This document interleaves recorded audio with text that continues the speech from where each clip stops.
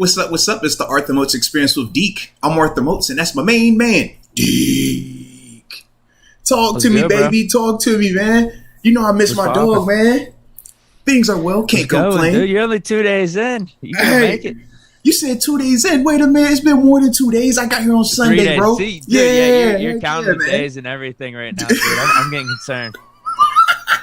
I mean, you correcting me for saying just 2 days? No, bro, no. You shortchange me on my days, okay? I miss people, all right? Deke, it's to the point, man, I'm missing you. I'm like, man, usually Deke be walking in sitting right next to me, bro. But how you been, man? Going, though? You tired? Man, hey, you know I'm not a morning person. I'm going to say this every single time we record in the morning, too. Deke, I am not a morning person. But other than that, man, I can't complain. Shoot, in fact, funny thing, you know we got Into the AM as a sponsor for the show, right? Obviously not for today's episode, but anybody that's always looking for that, make sure you type in the promo code MOATS so you get your 10% off. But it was dope because while I was out here, you know, I'm talking to some of the counselors and the doctors and stuff like that, and I noticed the guy's shirt. I was like, yo, I seen that logo. No way. I was like, bro, that's Into the AM. He's like, yo, I love them. So, you know, I had to plug the promo. I was like, yo, make sure you use that promo code MOATS to get your 10% off plus your free shipping. He was like, yo, that's dope. And I felt real good about myself that day. So that's why I had to put the shirt on today. Oh, I got you. Yeah, no, that's awesome. Heck yeah, man. Maybe I'll tune into the show. Hey, maybe. Have you done anything interesting outside of just staying in the facility? Not yet. I think today they're supposed to have me take a nice long walk on the beach. Oh, so okay. So we'll see how that goes. But you know I'm gonna keep giving you the reports, man. Do they follow you though? Absolutely, absolutely. No, absolutely, bro. yes, bro. How could that be relaxing? It is in a sense because it's somebody to talk to, but at the same time, it is definitely like it's just one other person at least. Right. So It's like just two people, one correct. to each side. Yeah. I'm not being followed. It's not like the feds or anything like that. But it's more so just, hey man, let's go on Long Beach. You got anything you want to talk about? Any things that may be stressful, stuff like that. So it's been pretty cool. But it is definitely funny when you're looking like, see, man, I don't have zero privacy except when I'm in here. So yeah, man. Well, they're probably taking crack after crack at the outer shell right now, huh? Hey man, it is what it is. They're trying to break you. Hey, I just told them this. Don't you mess up this podcast when we get up here and start rolling. And they was like, all right, fair enough. So once we finish with this, I will start my morning meditation. Oh, that's good they got you doing that, though. Oh, yeah, man. Like I said, it's a very beneficial situation. I'm definitely enjoying it. I just like to give people a hard time. You know how I do. But you're gonna be doing that punch of karma routine, you think? Yeah, maybe. We'll find out, though. Dude, we shall find out. I know we're going to talk some Rodgers later. Did you hear about that at all? I did. That was my first time, when he talked about it, was my first time really hearing about it. So I figured, obviously, you know, when we get to that part. Did you see the techniques it does? I did not. I did not see the techniques, no. Okay, I'll read them off to you. No, you're not going to want to do it once you hear about what it is. It's actually like, holy crap, dude. Like, it's not just like a normal cleanse. It's like, holy shit. Okay. Anyway, you want me to get into some of these? I was about to say, yeah, let's start it how we always started, right? So the way we always started, man, give us the big boy shout out. I mean, let us know where you're tuning in from and we will give you the big boy shout out. So yeah, without a doubt, because we already see the names coming in and we've already heard that your mic sounds really good today, Deke. I told everybody, hey, that was all me yesterday. I was having a little fun. Steelers Girl 517. You know, I had my settings for when I record with my daughter, not for when I record with Deke. I forgot to switch. But we are good now. Heck yeah, we are good now. We got Thomas Riley. Oh, wait. Yeah, here's what he says. He says, is Moats in California joining some new cult or something? I wasn't even planning on reading that. I thought he had something else to say, but... No, I'm not joining some cult. No. Trust me, this is one of those self-help, man. Just, you know, getting back to, you know, your inner core, finding your inner center. Kind of like what Aaron Rodgers was talking about. We'll get to that, though, later on. But very, I mean, as I'm listening to him speak, I'm like, oh, bro, so you doing what I'm doing with the light version. I got you. All right, fair enough. Dane Fowler, Houston, MF in Texas, man. Let's go. Shoot the rock. Good morning from 563 Dubois, Iowa. Let's get First it. class got canceled, so I have extra time to watch my favorite pod. Salute, Nice. salute. LA Flame, like always, tuning in from Germany.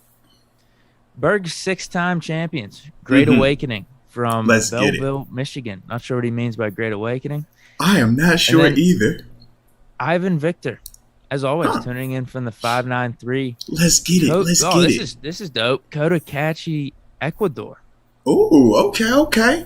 I like that. I'll take a couple over here, man. Go for it. I have Miles Harrington tuning in from Tampa, Florida. He said he's smoking on that Stephen Ross pack. You better believe it. And Mr. Rooney probably rolled it up for that man too. I feel you, baby. I feel you. All right. Then you know I gotta give a shout out to Michael Mara. He says I'm in Council Bluffs, Iowa, and I just woke up for school. So, man, hope you're having your nice morning routine, watching the pod, freshening up, getting ready to kill the day, man. Salute you for that. Then let's see who else do we have up here tuning in with us today. Oh, Christina and Maurice Ovando, tuning in from the 623 Buckeye, Arizona. I like that. And then Jason Hess, the 814 State College in the building. And then let's see. Oh, La Flame. Shout out to La Flame. I wonder if he knows Gucci, man. But he says, like always, tuning in from Germany. Man, shout out to Germany. Pop quiz, Deke. What time is it in Germany? Pop quiz. Put him on the spot. It's either 5 or 6 hours. I will go 5 because I'm pretty sure it's right under England. It's like right there. Okay. 5 hours from now, so it's 9 a.m. hold on. It's 9 a.m. So 2 p.m. Oh, you were close. LaFlame said 3 p.m. That's why you geek the day gold guy right there. That's why you the man like that, bro. Don't no one do it the way you do it, baby. Don't no one do it the way you do it, man. I'm kind of bummed out. No, that was clean, man. Was taking some guesses. She said 4. We're both off. But anyway, the Awakening though, Berg City's letting us know what it means. Oh, what does it mean? Spiritual. Oh, he says, we're all awakened today for a new purpose. No, that's the truth, though, man. Let's get it, man. Mind, body, and soul, man. I feel you. What about the old purpose, right? What if you've had the same purpose for many years? What if God's calling me for the old purpose, not a new purpose? Maybe he said he wanted to give you the remix or take it back to the old school, but that's from the past. You silly, man. Maybe that's it. You're right. We got a super chat rolling in right here. Oh, okay. Well, let's highlight him. From Laramie. As much as we all dislike PFF, they did give Chad Muma the second highest rating in the draft at a 91.2 over Devin Lloyd. So that's how it is. Yeah, absolutely. They give a good rating. We like them. Shout out. If not, they're trash. No question, man. No question. But it's funny, man. And we're gonna obviously talk about Devin Lloyd and a couple of these linebackers in a second. We react to this first mock draft because the way that they have some of these guys predicted in terms of when and where they're going, it is very, very diverse, man. So I'm excited. Like I said, we're gonna talk about that, man. Oh, and then we just had a new upper room member. Shout out to Call Me K. Welcome to the upper room. Yes, indeed. Like I said, man, always appreciate the support, man. Yes, indeed. Alrighty. But, man, let's get this thing rolling, baby. I'm trying. Yeah, because I think we got all of the welcomes coming in. I'm seeing everybody hollering at us. Yes, indeed. I like it. So, yeah, man, let's get to this first topic. All right. NFL mock draft reaction time. Because, yeah, man, obviously we know the NFL.com, that's what we're referring to, man. They are continuing to pump out the mock drafts from their analysts. And we always like when it's from an analyst because that means, you got a chance to really look at it and study it and discuss it and take it as gospel because it was an analyst on NFL.com. So I'm all for it. So with that being said, man, let's start with Daniel Jeremiah. He had the first. This was his second mock draft that he just released, but obviously this released yesterday as well. So if you have that pulled up, Deke, you want to just read through the names first? Yep. So read through the names first, and after that, list off all the names, and then we'll react to certain ones. It's obviously the Pittsburgh Steelers one, definitely, but we'll go that route. Okay. So I guess I'm just proven wrong all the way around. Evan Neal was probably going to go number 1. Yeah. Because a lot of the initial mocks had Aiden Hutchinson or either Thibodeau. But I guess maybe those mocks were in the middle of the season, so they had the Lions as the number 1 pick. Maybe that's why I'm kind of confused as to why everyone's got Neal going 1. But it makes sense because Jacksonville definitely needs some O-line help. But anyway, they have Neal going number 1 again to the Jaguars. Number 2, Detroit Lions taking Hutchinson. Houston Texans, Kyle Hamilton, safety out of Notre Dame. Number 4, we got the offensive tackle out of NC State. Ike Ekwonu. Yeah, I like him, bro. I'm not going to lie. I like him a lot. Yeah. Yeah, everyone talks highly of him. At the number 5 pick, the Giants taking Travon Walker, edge out of Georgia. Big dude. Heck yeah. Big body. This dude has lost some credibility on this pick. 6, they have the Panthers taking Trevor Penning. Oh, good luck. What's the excuse for that one, by the way? Just says Panthers are desperate for O-line help. This is a little early for Penning, but he has guard/tackle flexibility, and he'll start day 1. I'm glad they said guard first then. Maybe that's it. Yeah, they want someone to start right off the bat. If you put him in there guard, tackle long term. I feel like, man, if you put him as a guard, I like him early. I don't like him as a tackle early on, though, bro. I'm not going to lie to you. But continue. I ain't going to interrupt you. I remember in your breakdowns. I remember you talking about that. He's got to move. Yeah. Drake London at 7 to the New York Giants. Wide receiver out of USC. Thibodeau, edge from Oregon, going 8. Slipping a little bit here. Yeah. Okay. Broncos. This is a really weird mock draft. Broncos, Jermaine Johnson II out of Florida State, edge at number 9.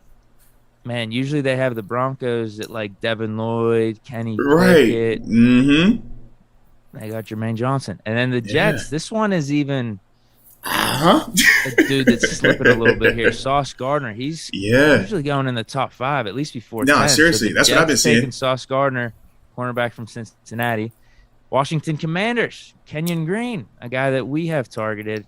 Hey, and shout out to the Commanders. Also, shout out to the Commanders. They have updated their crest on their logo to have their titles reflected up there. So, I wanted to make sure we mention that as well, since they're going through that whole new rebranding and stuff. Yeah. The Vikings take cornerback Trent McDuffie out of Washington. I like him a lot too, man. Yeah, they got a couple of good corners, huh? Yeah, absolutely. And then 13, the Browns, George Karlaftis, edge out of Purdue. Yeah. 14, the Ravens taking a corner, Derek Stingley Jr. out of LSU. That does make sense for them if you think about it. Yeah, with Marlon Humphrey coming back. Yeah, we think Marlon Humphrey was hurt. Marcus Peters got hurt. Remember, both of those guys were out for the season-ending variety. Marcus Peters did Achilles in training camp. Marcus Peters tore the AC. Marlon Humphrey tore the ACL. Or no, it was the Pec versus us. And then Jimmy Smith, he was in and out as well. So yeah. They definitely need to upgrade it a little bit, man. Get just some younger guys in there a little bit, man. I guess just in case, but you got to assume, right? It's going to be Humphrey. Well, you would still want Humphrey and Peters, yes, but who's your third corner? Because Jimmy Smith was already getting older. He might not be coming back either. Yeah.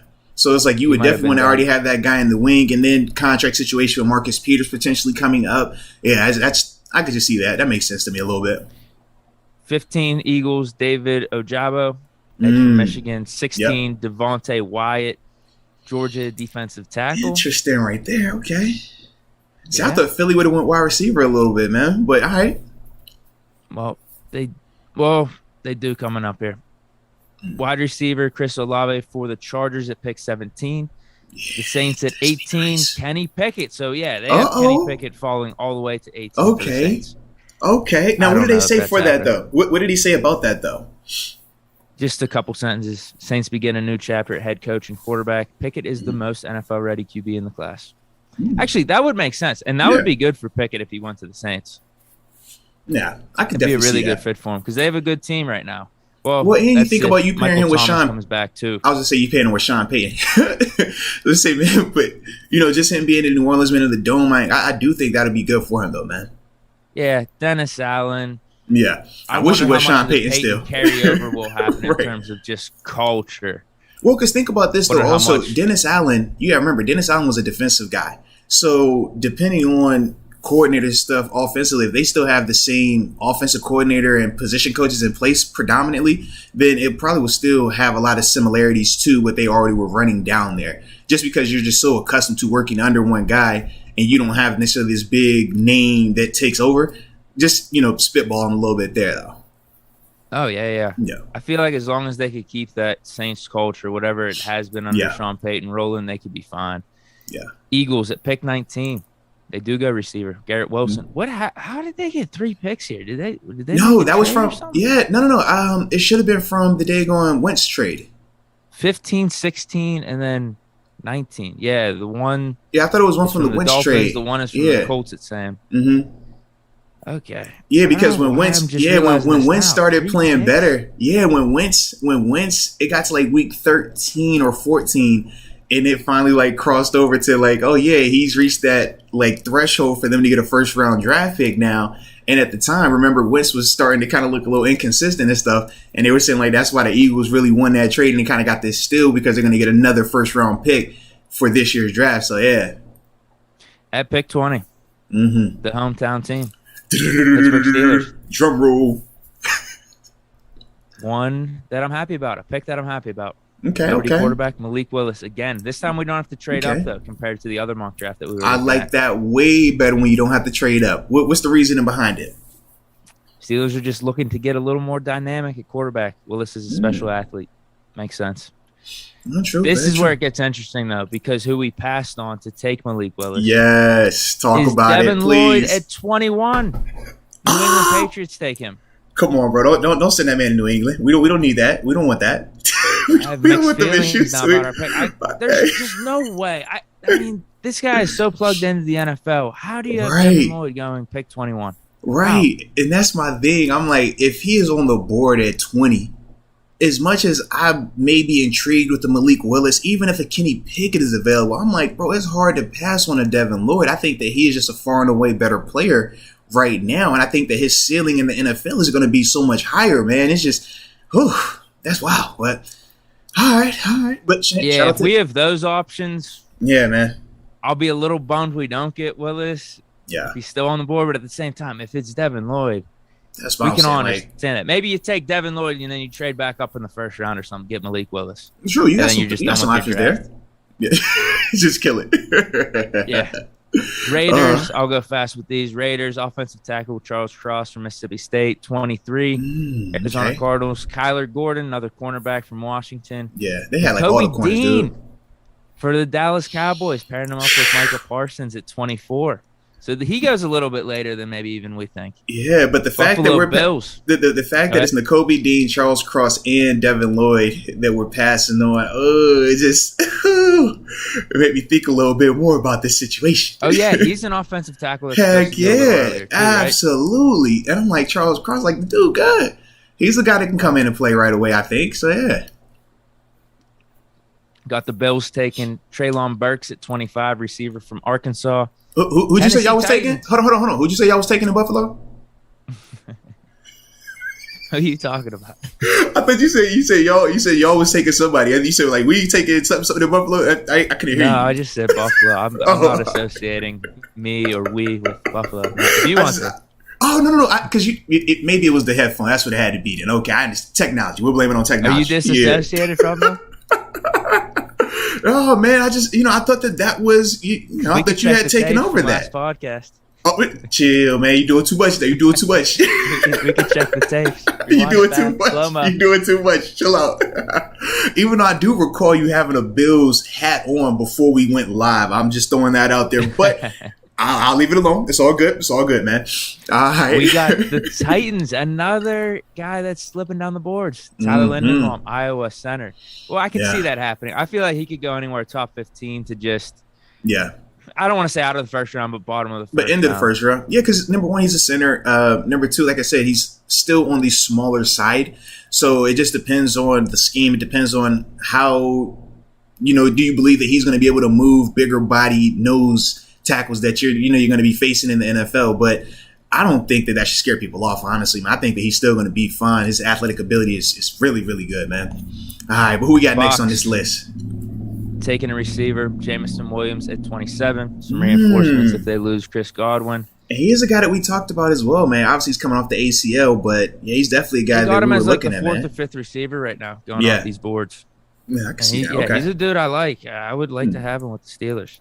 Packers, Boy Mafe, edge from Minnesota. A lot of edges going in this mock draft. Miami Dolphins at 29, taking Tyler Smith, Tulsa offensive tackle. 30, the Chiefs, Dax Hill, safety from Michigan. 31, Bengals, Bernhard Raymond, offensive tackle, Central Michigan. And then the Lions, a dude that really falls here, Jordan Davis, Georgia defensive tackle at 32, last pick of the first round. Man, so Detroit went double D-line then, huh? Aiden Hutchinson and Jordan Davis trying to shore up that side of the ball. Cincinnati. Cincinnati, Bernard Raymond, right, as you said? Yeah, offensive tackle. I like him. I got to watch him more, though.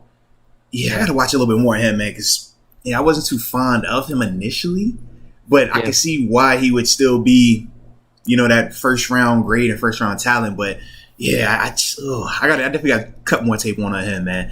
But they got us taking Malik Willis at 20. Now, how do you feel about that, though? And in the chat as well, man, let us know. In terms of, some of the names that we talked about that were still on the board when we were picking at 20, not having to trade up, that we passed on. We've Devin obviously Lloyd, talked about Linderbaum. Yeah, N'Kobe Dean, Charles he's Cross. another guy. Bernard Raymond, all these different offensive lineman type, like even a Jamison Williams, who's coming off the ACL injury, obviously, but he was the speedy, big play receiver from Alabama. Yeah, how do y'all feel about that, man? Do y'all if that was your board, who would you take? Are y'all going 20? Are y'all taking Malik at 20? Let us know in the chat, and we'll read some of those off, see how y'all react to that. But for me, man, with Devin Lloyd, if he is falling to that extent, man, as much as I'm intrigued by Malik Willis, I really do believe that I would have a hard time with that pick, man, just because I feel like one is already going to come in ready to go in the sense of I can plug Devin Lloyd in right now with the Devin Bush, and I still feel good about it. You know what I mean? I can plug him in with the Robert Spillane and still feel good about it just because he's so different than anything we have. And I just think that the ranginess that he has in coverage, his ability to play man or zone, I like him at, like I say, he can go and rush off the edge. He can blitz at a high level. I just think, man, that versatility is not something that you just worry about for this season. But this is like, man, you start here and then we're talking a 10-year career, obviously barring injury, anything catastrophic and stuff like that. But to me, he has that freakish athletic ability that you're looking for in today's NFL, and especially at the linebacker position. We talk about needing speed because if your middle of the defense is slow, like we hear Coach Thomas say all the time, then you got a slow defense. But Devin Lloyd, man, he definitely is a guy that would bring a whole nother edge to that part, man. So I think that for me is the one that I feel it the most because, like I said, N'Kobe Dean, when we really broke him down, we said he is what Devin Bush should become. So we don't necessarily need two of the same players. So yeah, that's kind of how I feel. I'm cool on the offensive lineman. I wasn't as worked up about passing on Charles Cross or Tyler Linderbaum because I do feel like, man, if you upgrade that defense, I think, man, you can still score you a lineman here or there later in this draft or even in free agency, right? Because we've talked about that still being an option on the table as well. Yeah, if Devin Lloyd's available.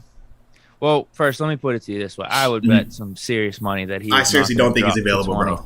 Or 21. Right. I was going to say I don't think he's falling out of the top 10, but that always could happen. Maybe he goes in the early teens, but no later than 12 15, or 13, in my opinion. There's just no way. Yeah, I would agree 100%. I mean, he's one of those guys we talked about. We said if he is available in the 15, 16 range, he is a guy you consider trading up for. I didn't even want to trade for Malik Willis at 17, but like you said, if you're talking about Devin Lloyd, I just think that he is a far and away better prospect right now. Whereas we know with Malik, especially where the league's going, dude. Yeah, absolutely. A bunch of these teams, especially if you're a smart run organization like the Denver Broncos, like a lot of people have Devin Lloyd being mocked to them. I just don't really see them passing on him. Yeah, and why would you, right? Because to me, I think of when I look at who do they have? Unless you're going quarterback, but they didn't have the Broncos. But my thing is this, though. They got edge out of Florida State.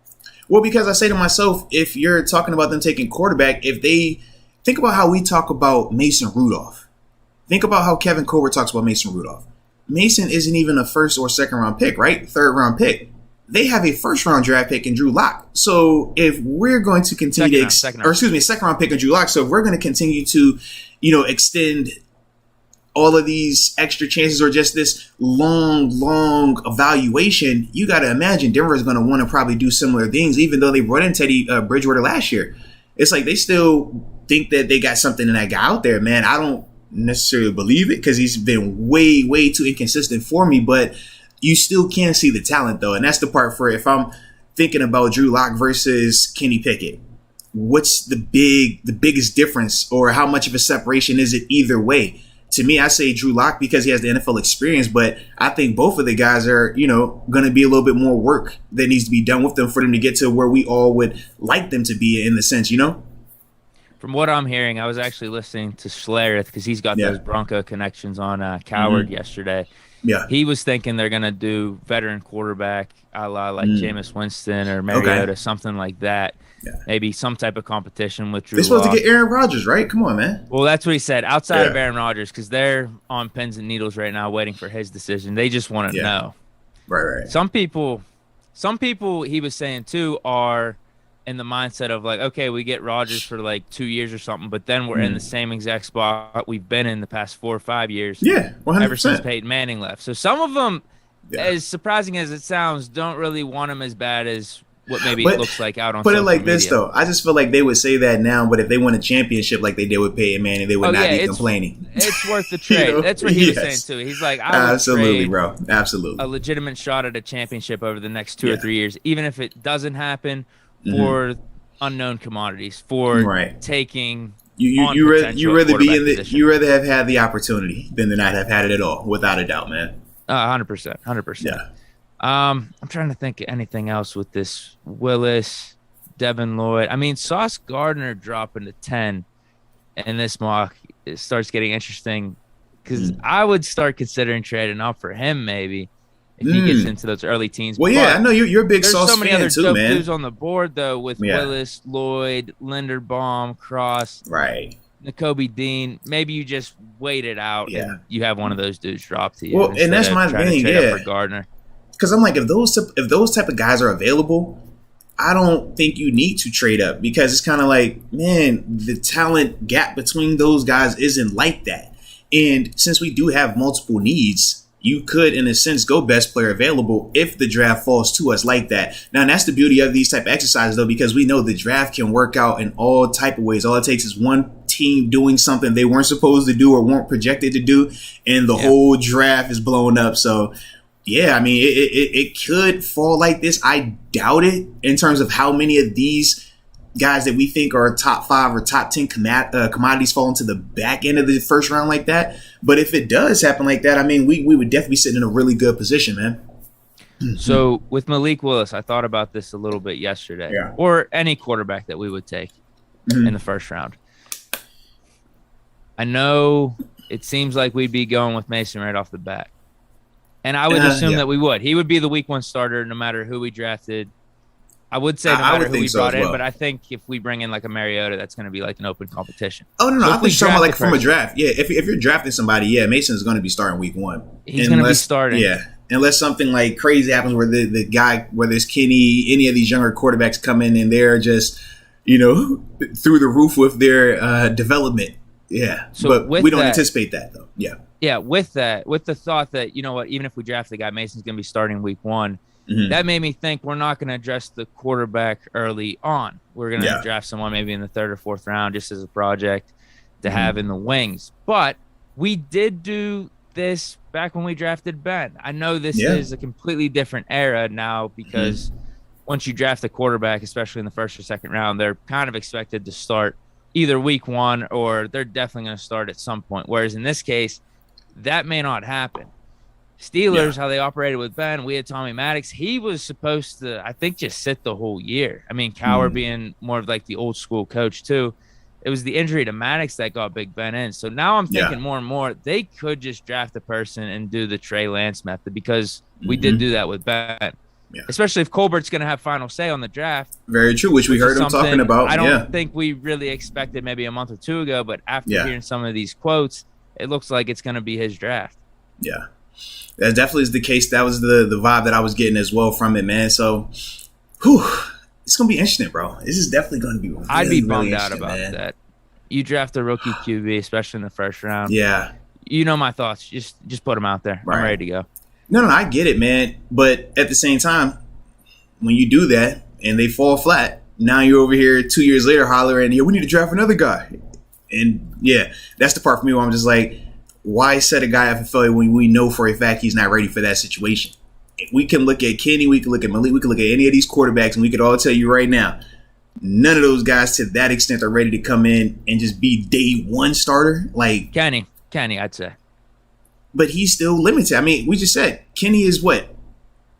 Compared to Drew Lock in a sense? Or do you think he's better than Drew Lock right now on day one? Oh, yeah, better than Drew Lock. Yeah. But how much? No, not easily. How much? I think Lock's got the arm talent. He's got the physical tools, you could say. Yeah, but Kenny, and he's had some plays in the NFL as well, though. He's made plays in the NFL. You could talk me into him just from the standpoint. I'm like low key somewhat an insider on the Broncos right now. Yeah, players, but they brought in, I think it was his old QB coach, or he had some type of connection to a coach that they just brought in from whenever he finished 4-1 a couple seasons ago and actually had a nice little run to end it. Yeah. And then everyone was hyping him up going into his sophomore season. So, yeah, they're like, okay, now he's got his old guy back in. Maybe he can go back to those old ways. But no, I'd still take Pickett over Lock. If, we had a bet right now, if they start Lock with the Broncos, think about this, though. Pickett goes somewhere else. I'd say Pickett has the better year next year. But this is my biggest issue. The fact that we can legitimately talk about those two guys in the same vein, that doesn't make me get excited. Like, you know what I mean? No, we could say the same thing about Mason if we're talking with right, and that's what I'm saying. So drafting Kenny and Mason next year. Yeah, so it's like for me, none of those guys make me feel like they should be out there early. None of those guys make me feel like, oh, they're ready for whatever. Like I'm like, nah, I would much rather bring these guys along at a little bit slower of a pace so they can fully develop and fully get acclimated. And when they do get this opportunity, it's not deer in the headlights like we kind of saw with Mason that first year. And then think about now, 3 years removed, he's still doing damage control from the first season. When people bring up Mason, they don't talk about any success. They say, oh, that first year, he was terrible. He was this, he was that. That's stuff he deals with. But if you didn't have him out there that first year, now granted, that wasn't the plan. Obviously, it was because Ben went down. But if he's not out there and he has time to develop. That was his second year, though. You're right. Correct. I stand corrected on that. But you understand what I'm saying, though, in the sense of when the timing is right for him to be out there, because he was not supposed to be out there week 2 of the second season. He was not. But I get what you're like. For as a whole, I just feel like you have to take a little bit more time with these guys because even, like you said, this is a prime example. Then if that was going into Mason's second season, he still wasn't ready for that move just yet. So just imagine if you're talking about drafting him, putting him out there week 1 of his rookie season or week 5 of his rookie season. Like, I just don't feel like that's setting him up for success. What helps your point is looking at last year's draft class, actually. Trevor Lawrence, I mean, you saw those guys as well. And Trevor, actually, I mean, all the guys struggling outside of Mac Jones. Right, and we said with Mac Jones, even his success was still very dependent upon Belichick in terms of winning games with 4 pass attempts. We talked about that. I mean, that's not something that we, gawk over and be like, oh, yeah, this is awesome. Look at what our quarterback did. It's like, nah, that ain't good. I mean, it's like you got the job done, yeah, but that's not what you want as a quarterback in the first round. Heck no. Zach Wilson struggled. Lawrence, obviously Fields. I remember you talking about Fields that you would have sat him up in Chicago. You were good with starting Dalton the whole year. Well, he did. Yeah. Well, the reason that decent amount, that was more. It was Dalton got hurt, right? No, man, it was because Dalton got hurt. So that was Dalton got hurt. Fields went in, then Fields got hurt. Dalton went right. That's basically so that was all that was, man. So I didn't, like I said, I didn't have an issue with the execution of it. Because when you're dealing with injuries, sometimes you just have to put those guys out there. But we saw a mixed bag with even Justin Fields. Athletically, he was able to overcome things. But in terms of his passing, we saw he was inaccurate at times. He was missing at times. Even the game that we played him, he was missing at times. So those are some of the things. Torched my lead on that final drive. Ain't that the truth, right? But even with him, I mean, think about how talented he is compared to Kenny Pickett, Malik Willis, and company. I don't feel like any of those guys are Justin Fields right now. So once again, it's kind of like if I didn't even want Justin Fields playing that early, why the heck would I want these other guys playing that early? Philosophy in general. What about if you were the Jets or Jaguars last year though, with Lawrence and Wilson? I don't think Lawrence, you have a choice. You have to be starting. Yeah, you have to. Yeah, if you're a top 5 pick at quarterback, bro, you are starting day one. There isn't a competition. There isn't a discussion. That's just how it goes. So you understand with that, yeah, it's going to suck, but that's why those guys get picked where they get picked, and that's why they get paid the way that they get paid, because the expectations are that they're going to be able to come in and turn that franchise around today. But as we know, man, that's not always a given, and that's why with the draft, it's always a crapshoot, because just because a guy excels in college does not mean he's going to excel in the NFL. It's a different ball game. It's a different caliber of athletes at this level. Everybody is great. Excuse me. Everybody is fast. Everybody is smart. Everybody does the things that you might see one or two guys do collegiately, right? You might, only when we play Alabama, we got to deal with this. Only when we match it with Clemson, we got to feel like this. Nah, that's every day. Should you get that in practice? You know what I mean? So that's the part for me where it's just like, I'm always cautious, especially with those quarterbacks. Other positions, not as much, but with the quarterback, because they got that ball in their hand every single play.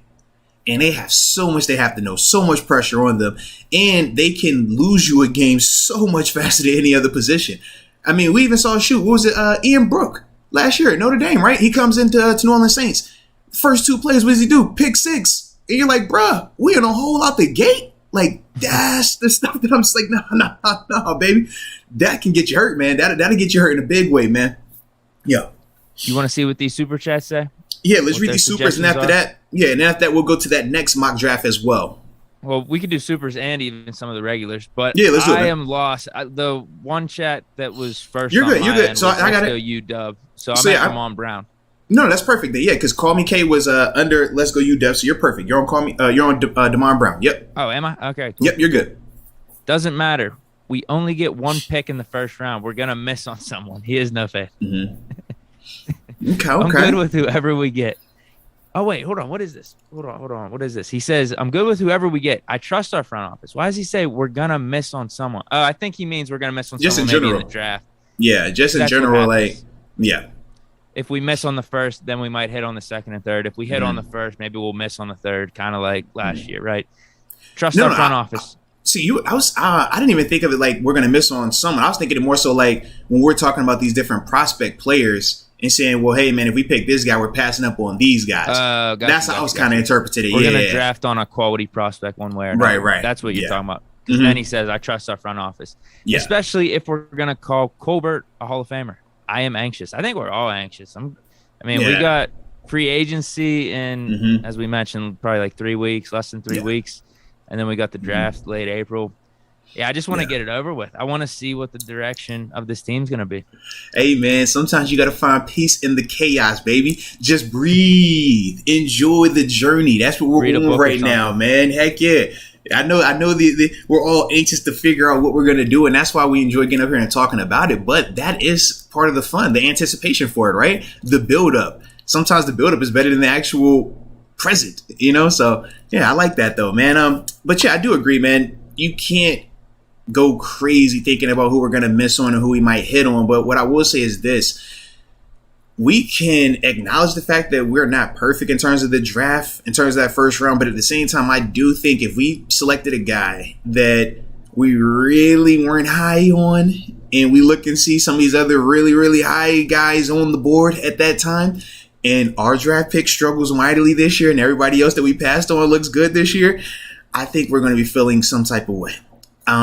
Yeah, even to the extent, like, think about how we got to the point where we were talking about Kendrick Green. And then because Kendrick was struggling to the point that he was, we started to look at the daggone Creed Humphrey and started to say, well, should we have taken him instead of Pat Freiermuth? That's how bad that started to look at times. So even though we know, we're probably going to miss on someone. Yes, sure. We're not going to get every person that we want in that first round. I get it.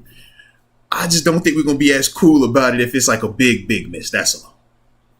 You look back on last draft, though, we did pretty damn good. I would agree, Najee, man. Najee and Pat, Green, yes, definitely. Missing the third, but then you picked your full-time starter last year and Dan Moore in the fourth round. Now, we could argue and debate about his play, but still, for a fourth rounder, you got a dude that could start for you at left tackle. Trey Norwood late in the draft, too. So I think we did pretty decent. Yeah, I just think it depends on how you view Dan Moore. If what he did is making you, super excited about it, and you're like, you know what, I think that this is a guy that can continue to grow and develop, then yeah, you feel like, he's the guy. But if you think that what you saw last year was his ceiling, then I don't think you're as high on it. I think you're saying to yourself, well, you know what, I mean, he was a Band-Aid, but he could have been the reason why Ben was struggling as well. I know when you talk about it, you say the O-line. I'm just trying, Oh, yeah. It wasn't good. Okay, I didn't know where you was going with that. That's all, man. No, I just think for where you got him. Yeah, I can understand for a that. 4th round guy. Yeah, showed that he stood up against Myles Garrett here and there, gave good effort. I know it wasn't pretty at times. Nah, very true, very true. But he improved throughout the season, and now we have an off season with him with a full year under his belt in his rookie year. For a 4th round pick, is all I'm saying. Like, if he was drafted I agree with you. Well, I was gonna say I agree with you even more so because at the same time, not just him being a 4th round pick, but at the same time, you got the experience from him, right? You had just a younger guy having productivity in some capacity. And when I look at how the draft fell, we talked about this.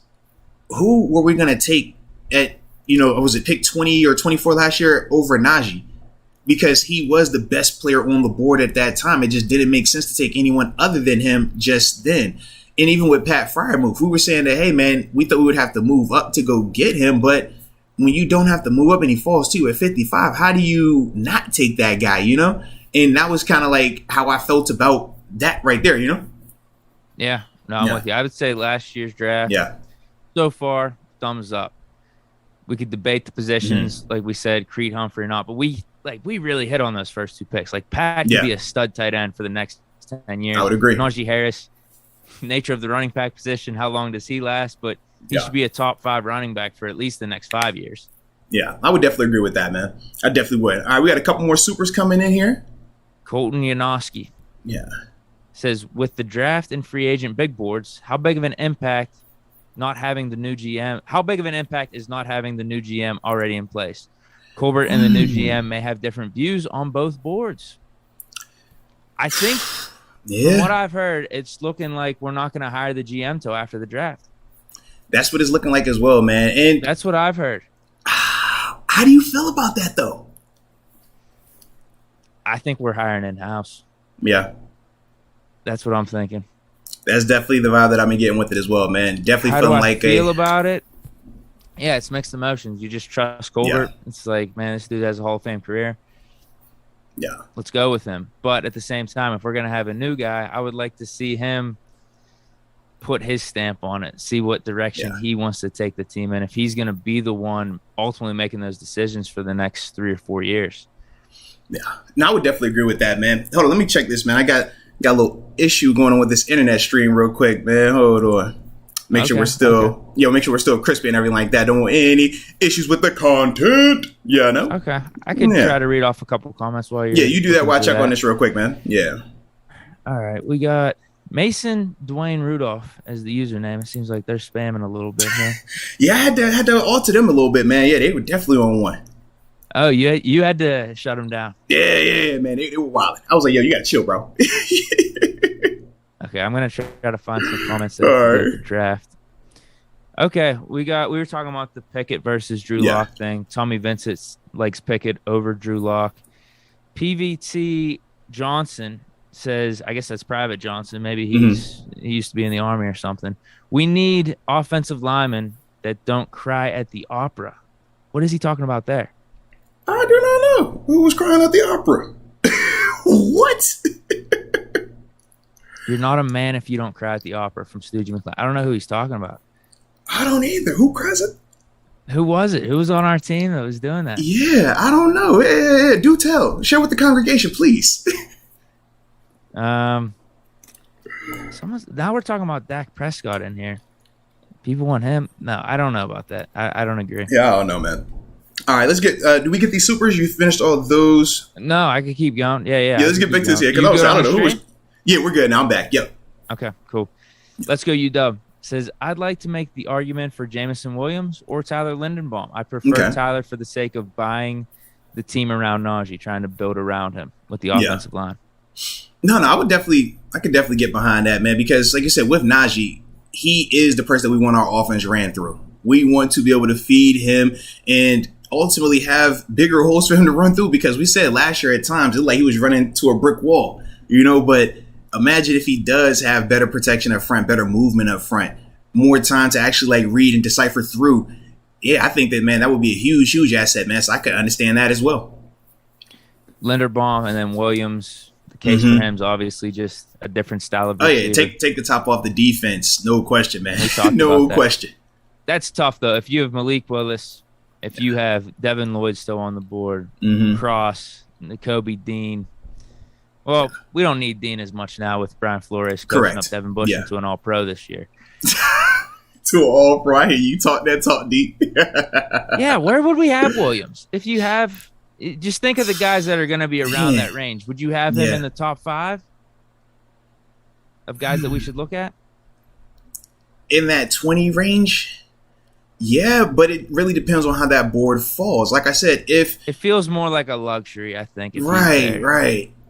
Like, and he's not going to be available probably at the early portion of the season just because when the ACL injury happened. But I think I would pass on him, even though I love his game, and I think he would be a huge asset down the line.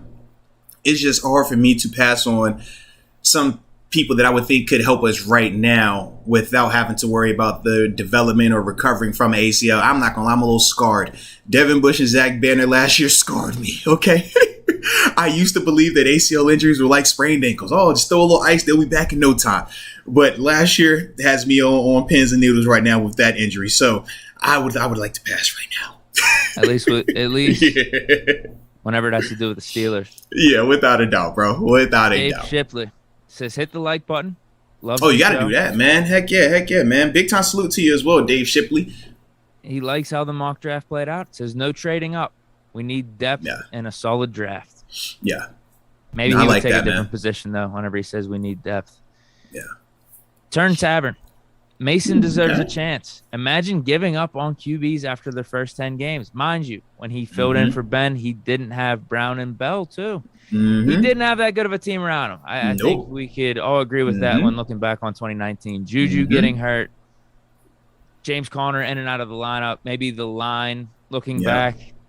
Were they starting the decline at that point? But it's always funny, though. No one gives Mason those excuses. Nobody ever cares to hear any of that with Mason. It's no context with Mason. It's always black and white. And that's the part where I'm just like, that's not fair. That's not realistic. How can you have that strong of an opinion on him right now? Like you said, it's 10 games, but I get it. All right. Who we got next? Who else is up here? Dave Shipley. Ben survived the season and produced 2 Pro Bowlers on a subpar offensive line. He's talking about Najee Harris, Deontay Johnson. He produced Najee? What? He produced Najee? Ooh, y'all gotta stop it. If you would have said Pat, if you would have said Chase, Deontay, I'm all for it. You are not gonna throw Najee in there, Deke. You my guy, Deke, but nah, bro. That was Dave Shipley. But you read it too happy. You was smiling too much when you read that comment. I can't go there. I can't do it. And Ben's my guy, but I cannot do that right there. Heck no. The baseline of his comment, though, is yeah, I get what he's saying, though. Yeah, a shoddy offensive line. Very true. So put together good seasons for those around him. That's all. Yeah. That's a better way to put it right there. I can roll with that. All right. Now, before we we're caught up. Yeah, so we're good right there. So I want to do a quick reaction though to Cynthia Freeland's mock draft as well, just to see how different it is, because hers is a lot different in her approach. But just so we can kind of talk a little bit about that as well, man, before we go, to this next topic. Yeah. Do you want me just to go to the Steelers? And kind of go around, do it like this through the names who are around there. Yeah. Or actually, do this real quick. That'd make sense. Yeah, just go with the Steelers, and then we'll react to why and stuff like that. Yeah. Okay. So, man. See, I'm not liking this pick as much. Steelers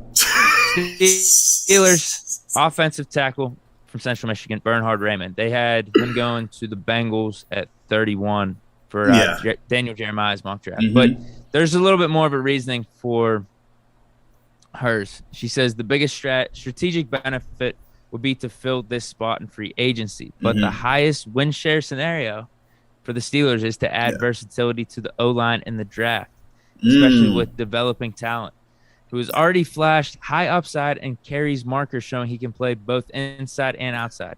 I don't know if I like this reasoning. PFF shows Raymond only allowed 10 pressures on passing downs last season. Well, at least that's not a rating. That's not a ranking. It's just only 10 pressures. Yeah. So the people but it also depends on how they evaluate it. But I'm with you on that. Yeah. Exactly. The people around, they have Matt Corral going at 18. Yeah. Nakobe Dean up to 17. Devin Lloyd is off the board. He's going to 9 to the Denver Broncos. Kenny Pickett goes to 11. Did I mention Matt Corral at 18? I can't even remember. That was a few seconds ago. My memory is fading. But Matt Corral, what you doing over there? You was researching for you? It's too early. You waking, big soldier.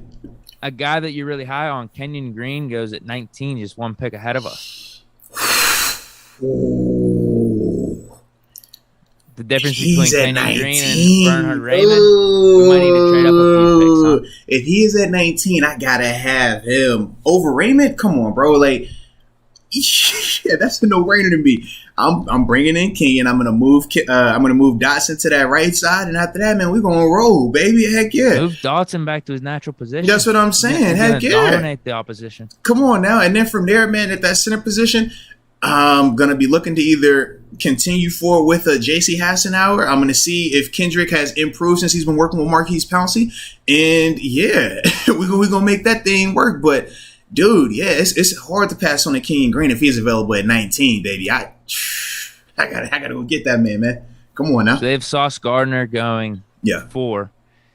Who is on the board though is Malik Willis. He doesn't actually go at all in the first round. A couple other big names that go after us. Trevor Penning goes down to pick 29. He goes from 6 in Daniel Jeremiah's draft all the way down to 29. Yeah. Linderbaum at and see him at 29 makes way more sense to me, because at 29 you're saying, hey, I think this guy has potential. I think he's really talented, but at the same time, I don't love him like a top 10, top 15, just plug him right in and play. I think that, man, with Trevor, you're going to play around with him in the sense of, do I want him at inside in terms of guard, or do I want him out there at that tackle and think, or see if he can survive out there.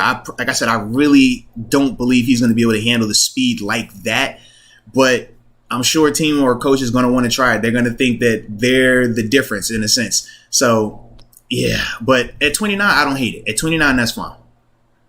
The 2 picks right after us, Jameson Williams to the Patriots and Chris Olave to the Raiders. So it's interesting they continue to have Jameson Williams in that range, 20 to 25, and even Olave and was it Garrett Wilson? They're all in those like high teens to 25 range in that first round. They got him falling in this one.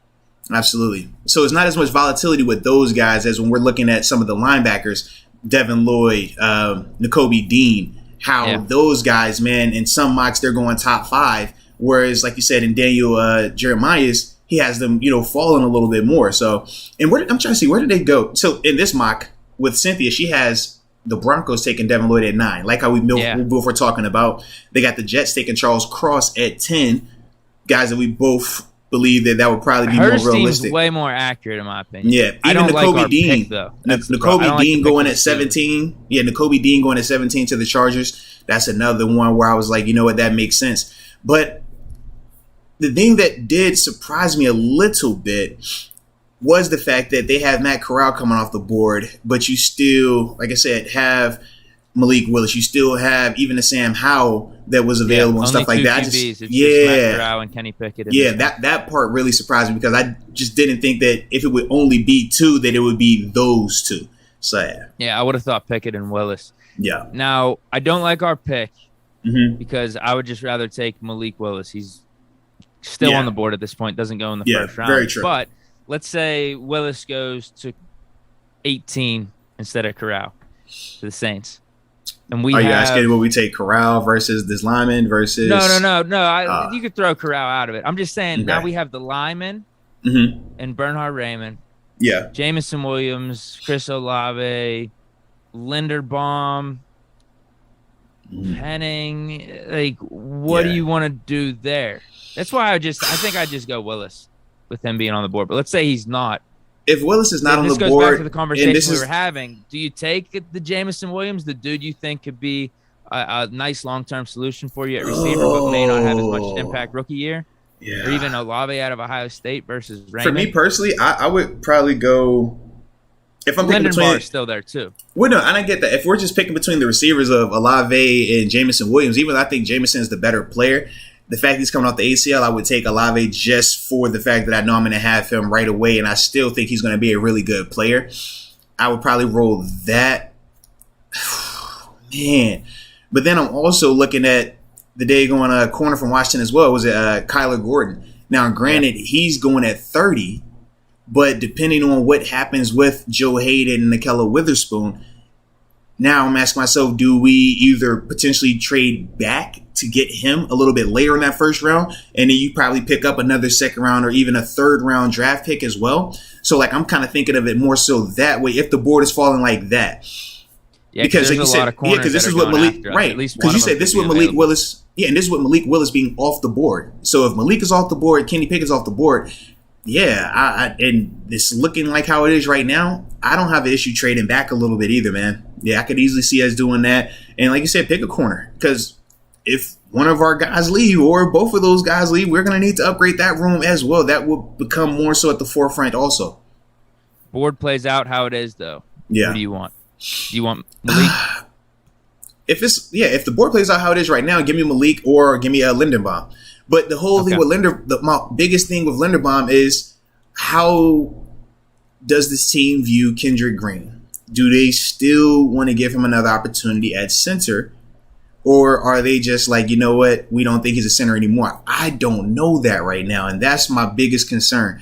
If we knew that part definitively, then I don't think it's an issue. It's like, hey, if we know that they think he's a center, well, hey, give me the receiver, we'll trade back and get a corner. But if they think that he is not the starting center, or they don't believe that they have that starting center, then yeah, go ahead and get Tyler Linderbaum. Let's stop playing games. We know that he should be able to come in and be a massive upgrade over what we've been dealing with. Yeah. Did you see the Colbert quotes on Kendrick Green? No. You ready for this? Let me hear. You're going to love this. You're going to love this because this has to do with Tomlin too. He said that Green didn't play at the end of the season because of injury. Mm-hmm. Because then it flipped. Then it go from injury. Mm-hmm. Then Tomlin said, yeah, we just thought his play wasn't up to par. We thought like JC was the better guy. We thought JC gave us the best chance. Yep. And what did we just say yesterday? Can we all get a similar message, please? Can we all get on the same page here? We saw what we saw out on the field. Yes, we knew exactly what was taking place. I don't care, injury, not injury. If you saying that is talking yourself into him being the guy next year. Deke, Tennessee Titans, Kendrick Green, was he dressed or was he not dressed? I'll answer the question for you. He was dressed. I don't remember. Honestly, he was fully dressed. This is the game where you cheered, where they said it's starting at center. JC Hassan, he's like, yeah, that's what we wanted. But yeah, man. But he was dressed there. Yeah, he was definitely dressed because that was the whole, he's injured. And I'm like, bro, he's not injured. He's dressed. He's warming up. He's he's out there. But they definitely didn't start him. They definitely didn't play him that game. And that was the start of it. And then from there, he just kept putting him on the injury report as calf, but he was always dressing. I was like, all right, interesting. So in terms of the mock drafts, I like Cynthia's just overall mock draft because I think it's more accurate in terms of where the players are going to fall. I just don't like our pick. I'd go Malik Willis. Yeah. If he is still on the board, you take him. Or even Linderbaum. I'll take Linderbaum over this. Yeah, I kind of like. It feels like offensive tackle maybe could have a better impact for us. Well, and it we also could go depends JC on at center, but then if we have a stud offensive tackle, that could mean a big difference for the O-line. Yeah, but I guess my question too, with the O-line play is this. All right, you're confident in Dan Moore. All right, so you have one side maybe done, but what are we doing with the right side? We know that we are. That's what I'm saying. I don't know. That's what I was asking. Like, if you believe that Dan is the guy, then yeah, Dan is the left tackle. But at right tackle, Chooks is an unrestricted free agent. I tell you, he has 2 years of starting experience at the NFL level. He's gonna find a job, And then the next up is Zach Banner, who we know we had a mixed bag on last year, just because he was communicating that he was ready to go, but the team really wasn't giving him those opportunities. So we don't really know what to expect with that situation, but he's still technically under contract, but that's still a lot of unknowns surrounding that situation right now. So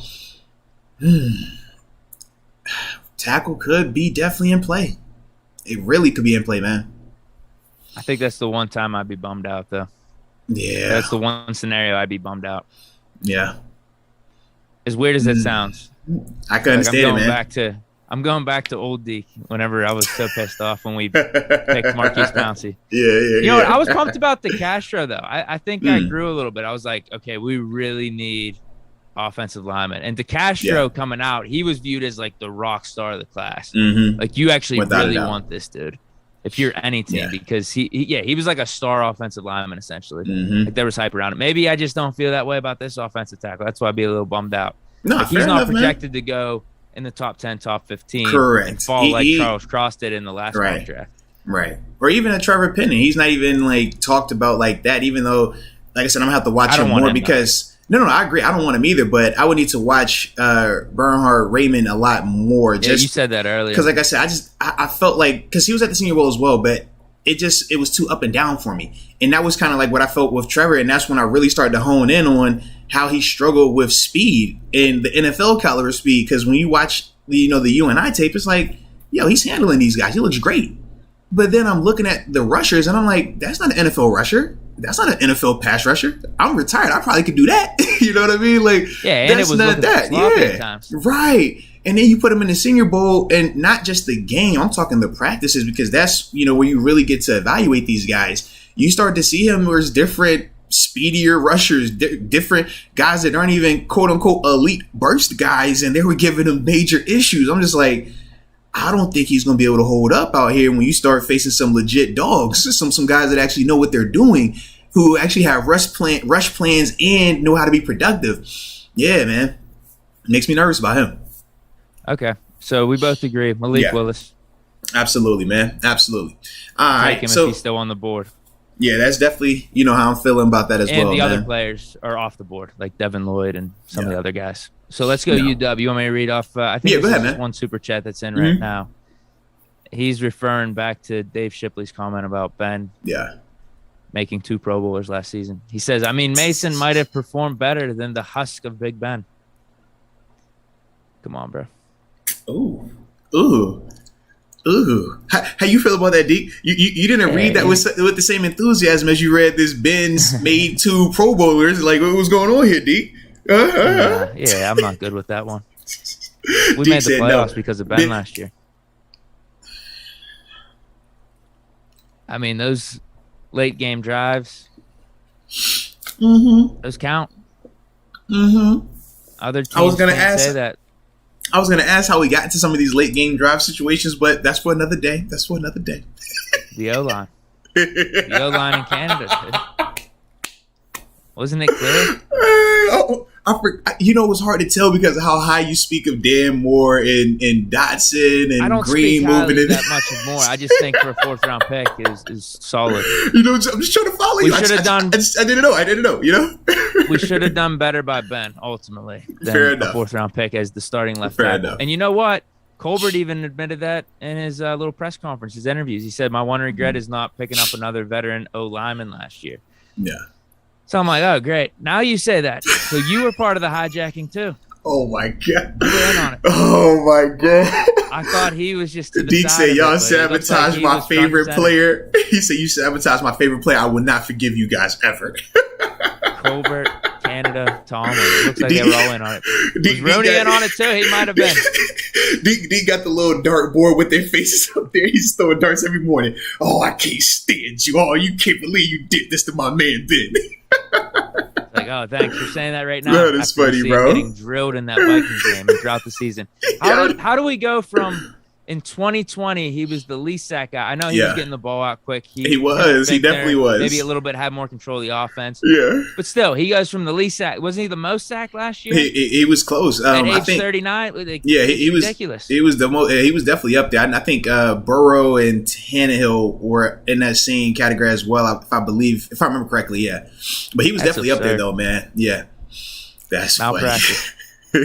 So we're caught up on the super.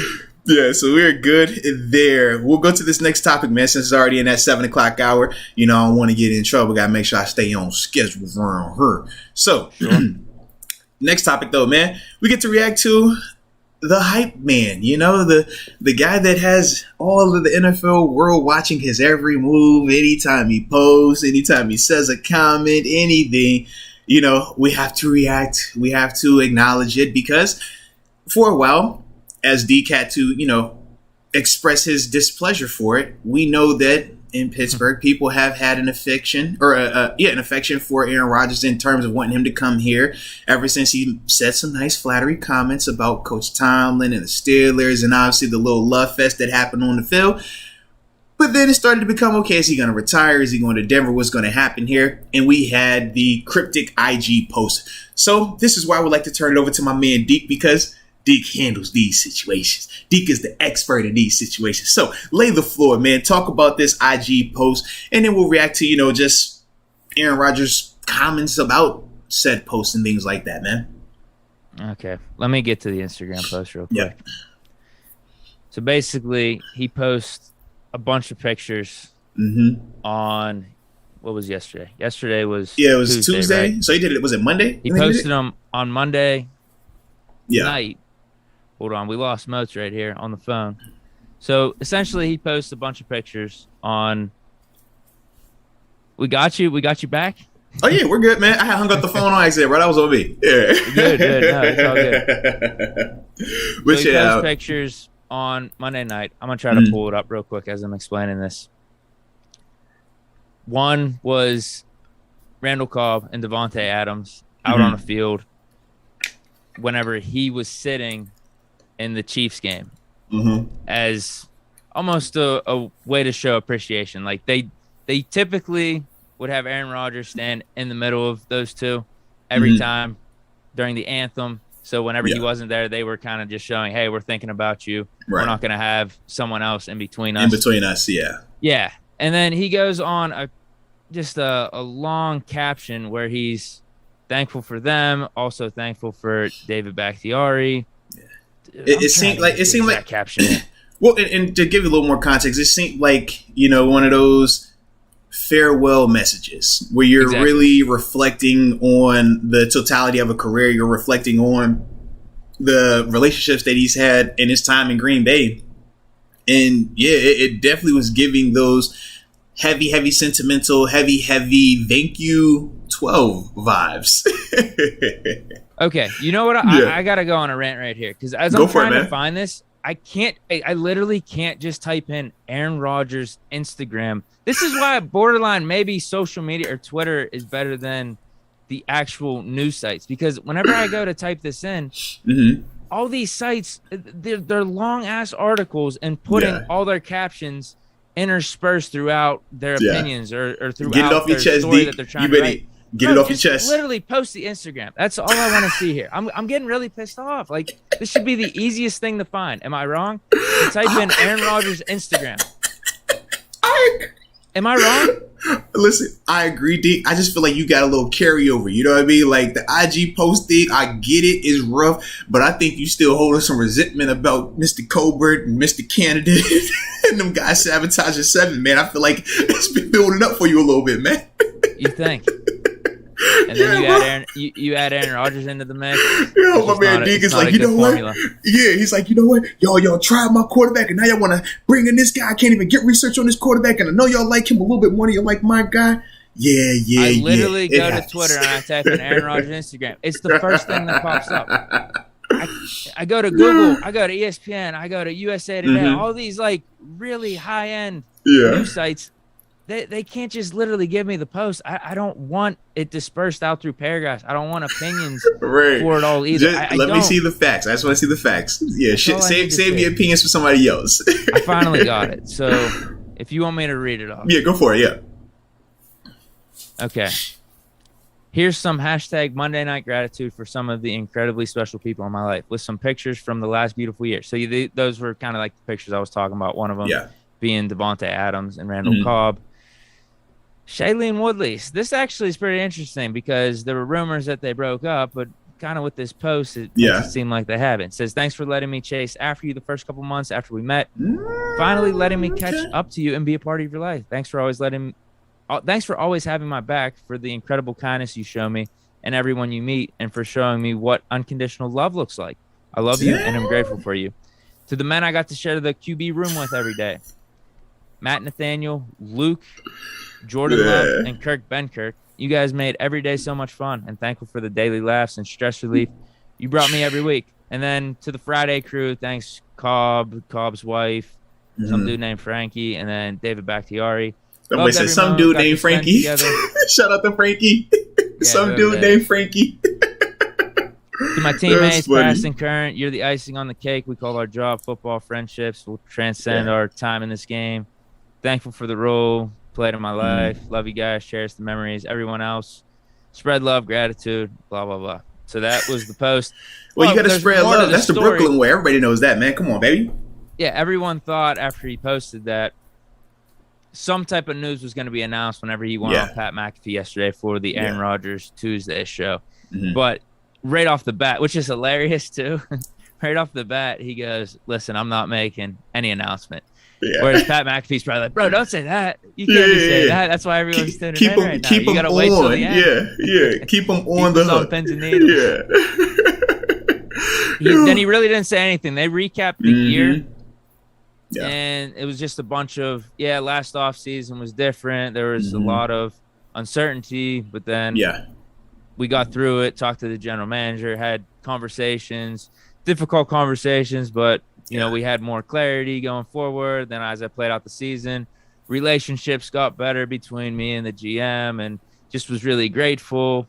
And now we're here. Now, my question is this.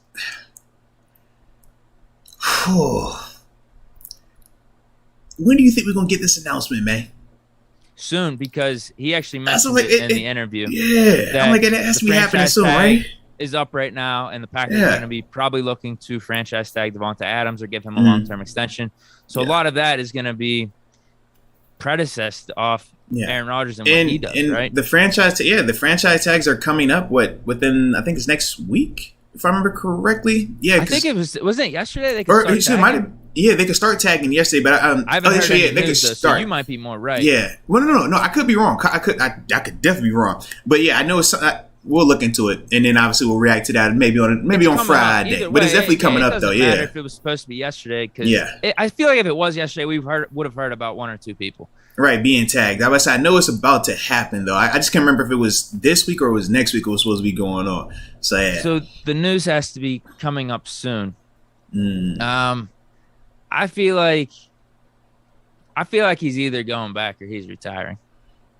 So you don't think he would venture out to any other organization, follow Nathaniel Hackett to Denver, any other place? I mean, we've talked, like I said, about him even in Pittsburgh. Like, you think that he would just retire over all of that? The other problem is, though, he's like, I could still play.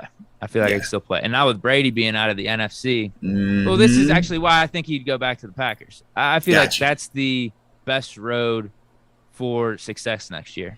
With Brady he can't beat San Fran, man. You're going to see them boys. Jimmy G going to pull up on him. He don't want that smoke. Now, I don't know if this is how NFL players think necessarily. Are they actually looking at the landscapes before they make decisions? Because if he goes to the Broncos, now you're dealing with the Chiefs. Now you're dealing with the Raiders. Now you're dealing with the Chargers. I would say this. Most players know because they're not getting paid to that level, or the expectations aren't to that level. But when you become an Aaron Rodgers, that's no different than a Ben Roethlisberger. That's no different than a Tom Brady, a Peyton Manning, etc. You are very aware of your surroundings when you're making a decision. You are very aware of all the pros and cons because you're just held to a higher standard in terms of how they evaluate you. We talk about Ben. It's like, man, if anything went wrong, the blame goes on Ben. When things went well, the praise went to Ben. So those guys know that, but they also know that, hey, man, if I think that this roster isn't going to be good enough and I'm going into a division like the AFC West where it's dogs everywhere, then, how's that going to reflect on my legacy? Because they're going to always judge me based on my statistics, but also based on Super Bowls. And if I can't get to another one, how am I going to look? So I definitely think that he's very, very much aware of his surroundings in terms of him making this decision. Now, I don't know if that necessarily holds him back from going to the AFC because, dude, I don't know. AFC's wide open, though, bro. The AFC is wide open, man. It is, but then all the QBs people are talking about. But I just feel like if you're Aaron Rodgers, if you're the Aaron Rodgers, you're not worried about those type, guys. Tom Brady type. That's what I mean. You're just like, I'm gonna go wherever. Yeah. But that's why I think. But I think you acknowledge it, though. That's all I'm saying, though. You acknowledge it because you're saying to yourself, hey, in the NFC at Green Bay, I'm not facing dog quarterbacks every week. So it benefits me. Whereas if you go in that AFC West, you facing Mahomes, you facing Herbert twice a year. So you more can division right. versus You could be AFC as a whole. right. You could be as confident as you want, but let's be real about it. You like having that one seed in the NFC. You like guaranteeing pretty much every year. Yeah, you like guaranteeing pretty much every year that you're going to win the division. You're going to win your division. You're going to get that 1 seed, 2 seed at worst. That becomes, no longer a guarantee. You go to Denver in that AFC West because you're not sweeping. That's what he has you're not up sweeping in Green those Bay guys right now. You basically have the number 1 seed locked up. If they can bring back for the most part all their players, I know they're not going to be able to bring back everyone. Just because a lot of people are up for contract right now. Correct. You have that up in Green Bay. Realistically, Vikings, are you kidding me? Kirk Cousins is going to be coming back. Lions, that's what I'm saying. Like Bears, ton of uncertainty. It pretty much guarantees you're winning the division. Guarantees you're going to have, like I said, you're being legitimate conversation for that 1 or 2 seed. Worst case. Yeah. So it's like I said, no matter how confident he is, it's like, man, those are very legitimate things to weigh in terms of the pros and cons of that decision that he could potentially go with. The other reason I think it makes sense for him just to go back to Green Bay, from what I was listening to yesterday on the herd, he only has 1 year left on his deal. So if he goes back 1 year, you still have a really good chance with Green Bay. If you want to reevaluate, do the whole Tom Brady thing where you go to another team in free agency, then you could just do that. Yeah, but the problem is, though, in terms of the cap situation, him coming back on that 1 year, man, it's going to cost, right? And when you're trying to bring back as many of those players that we've talked about, you're not going to be able to do that. Their cap situation isn't like our cap situation. They're, in a little bit more of a darker place. He does have a big cap hit. Yeah. And that's why I wonder. And then think about this, if you franchise tag Devontae, bro, that's pretty much all their cap. I mean, I don't even think they have that much cap right now. Obviously, they're going to make some moves and restructure and stuff like that. But as a whole, man, they got a lot of work to do before they can just make that look good, even if he is returning. Well, I'm looking at this right now because it seems like that's the last year of his deal. It was a 4-year. It was a 4-year deal from 2018. But it looks like there's some leftover residual. So I don't know what the hell they did with this thing. Unless they restructured it at any point in time, man. That's what it's looking like. If they did any restructuring, and it's just like dead. 2023. I don't know. This kind of looks like a mess. No. So all it is this then. If that's the case, then what it should be is they might have restructured him at some point in time throughout that contract. And then when you restructure it, like I said, it guarantees it as a signing bonus, but it doesn't hurt you in cap situation that season. And they probably just dispersed it and said, you know what, we're going to spread this cap hit of $20 million over the next 4 years. It's a voidable thing. Yeah, it's like that type of thing. They're going to have like a $7 million dead cap if they void it in 2023. But it looks like he's going to be unrestricted after this season. Right, because he gets to choose. That was the whole purpose of it being set up like that. Yeah. Yeah, that's why I wonder, just from the standpoint of why go to a team, this whole fiasco, do the trade and everything, especially if it is the Broncos, because it seems like if you're going to say like a top 3 or do some rankings, they're probably number 1 right now for getting his guy that was over in Green Bay to be, the QB coach or the coordinator? Or no, he's the head. Is he the head coach? He's the head coach in Denver now. He's the head coach over to Denver right now. So but now, it makes sense. But wait a minute, though. But you also have to remember this. The same thing that they were trying to put on, I think it was Bieniemy and Andy Reid, saying that Andy Reid is the guy that calls it. Similar things were said about Matt LaFleur and Nathaniel Hackett. Oh, really? So if you believe that it was LaFleur, why are you going to hang out with Hackett? You know what I mean? That's my part. Unless he just really likes him. He's spoken highly of him. But also he spoke highly about the QB coach that they just brought back to the Packers in that Pat McAfee interview. That's why I think he's just going back for multiple reasons. I can see that, man. That he's got a really easy path, not only to the Super Bowl. I don't want to say an easy path to the Super Bowl because we saw how things played out for him. Who was that quarterback he lost to? Who was that quarterback he lost to this year? I can't even remember. What was his name? Jimmy G. But yeah. Oh, okay. You get what I'm saying. It's not an easy path to the Super Bowl, but it is an easy path to the playoffs for sure in his division. That's all you want. You want to get into the playoffs so you have a chance. Get you a chance. No question. Green Bay, they're a well-run organization. They're going to put a pretty decent team around him. Yeah. And then also you have 1 year. And then you could be a free agent. Then you could decide, do I want to go back to Green Bay even, or do I want to sign somewhere else? Then you're a whole free agent as opposed to getting traded somewhere, depleting them of draft picks. I just feel like it makes sense for him to go back. It seems like they're on good terms right now too. like I said, everything does seem like it's pointing that way. They were really able to repair that relationship, even to the point that made him come back last season, right? Because that was the big issue anywho. But yeah, I'm with you, man. It does make the most sense from my eyes for him to stay in Green Bay. But it's really going to be dependent on how they can make that roster look similar. Because if you're not going to be able to retain the key players that we're talking about, right? If you're not going to have those guys back next year, well, then you just come back for the sake of just coming back. And that's the part for me where I'm just like, that's what he's really going to have to weigh. But if him and the GM are on similar pages now and they're going to work through this thing together, then I do think, it makes the most sense for him to stay there. No, for sure. Yeah. Now, we did have Turn Tavern, though. Turn Tavern, he came in with the super chat real quick. And he says that in terms of what we want him in Pittsburgh, right? We're having that conversation a little bit in terms of Denver, Pittsburgh. He says, I don't want a 2-year rental. No to Rodgers. Yeah. I guess that's assuming that he would resign because I'm pretty sure he's an unrestricted free agent after this year. I'm like, but no. He's saying if he would have come, he's saying if he was to come to us, he wouldn't have wanted to because he feel like he would only have him for 2 years and then he's going to be gone in terms of like going off in retirement and stuff like that. Yeah, like what we would restructure his deal or something, extend him for an extra year, something like that.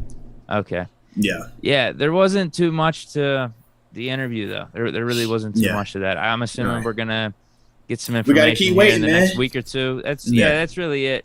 And what it has to do with the Steelers, I'm borderline with him. I know he'd be an upgrade over Mason Rudolph. He'd help the team, all that type of stuff. But to trade the capital that we would need to get Rodgers, to police the team building, when does he retire?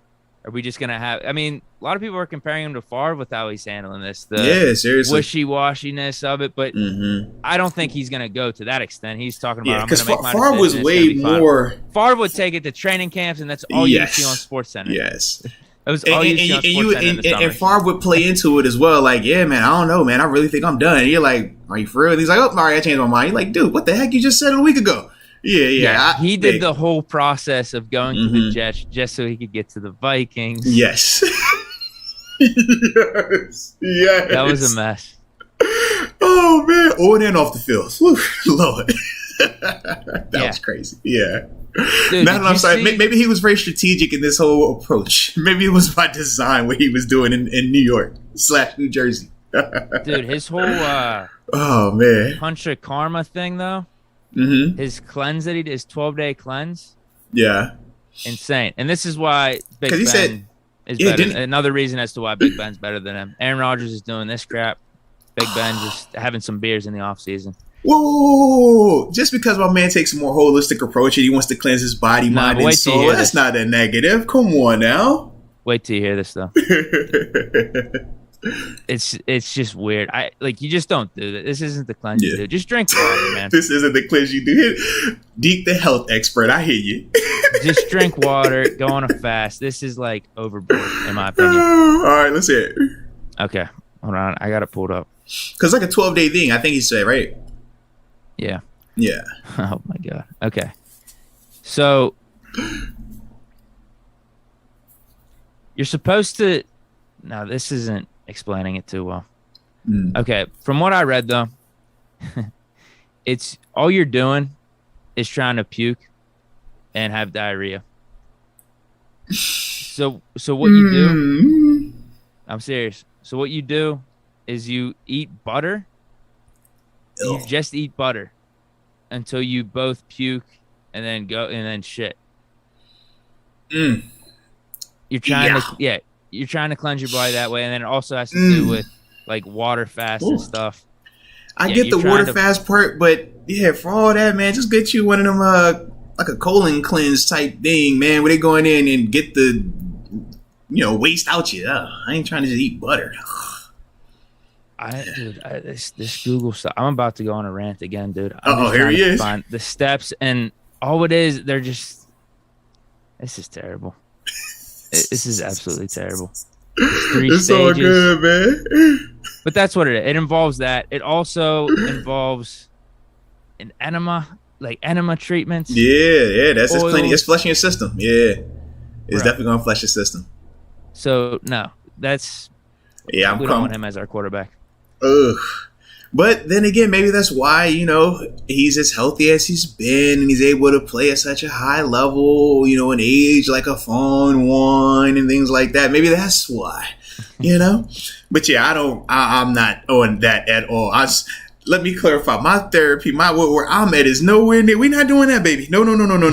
We eat regular food, 3 square meals a day. Got a nice chef out here round the clock. Yeah, the food is amazing. Okay, yeah, we're not doing that. No.